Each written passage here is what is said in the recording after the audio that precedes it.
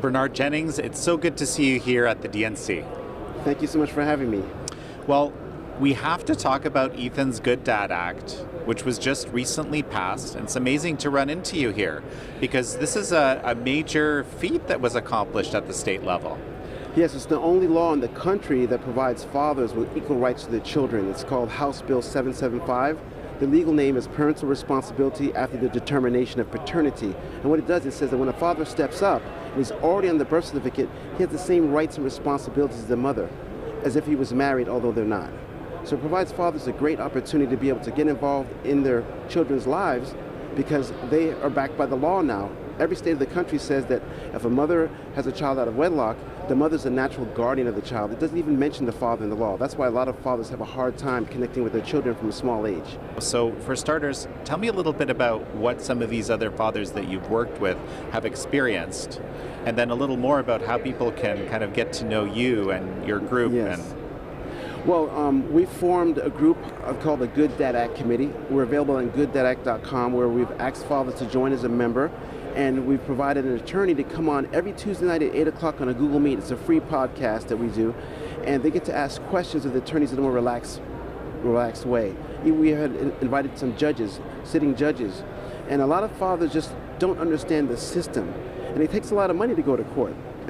Upwards of $3,000-$4,000 just to walk in the door. And if you're a middle-class person, don't have the funds, don't have a savings, you know, a lot of times it takes $3,000-$4,000 just to buy a home, and you can't do that. So fathers have come to us asking for legal advice or just some educational advice. How do they handle mediation? What do they ask for? What are the requirements for you to establish paternity? And you know, it's a very important thing. And a lot of fathers walk around with PTSD. They have we don't talk as men. We don't talk about failed relationships. We don't talk about time away from our children. We're probably angry to the inside, and you see us mad about something. You're not sure what it is, but inside we're in pain because we don't have a relationship with our children. And 81% of the men that are in prison, if you ask them, they have a child outside of the prison that's growing up without a father. And that's a bad thing in society because children need leadership. Both daughters and sons need leadership from their dads. Mothers are very important. I love my mother. I have a mother. She's passed away now. But, children need their fathers as well to balance. Yeah, well, I mean, and the bottom line is, if you're having trouble with establishing paternity, if you're having trouble, basically being able to see your kid for whatever reason, there is a group out there that's going to help you immediately. You can hook up. Yes. And tell me again the name. It's the Good Dad Act Committee, and we're nationwide. It's actually a nationwide movement. We have team leaders in 13 other states now that I mentioned, and we have meetings online. They're free meetings. We have mothers on the meetings, some grandmothers, because what happens when a mother and a father don't get along and she absconds with the child?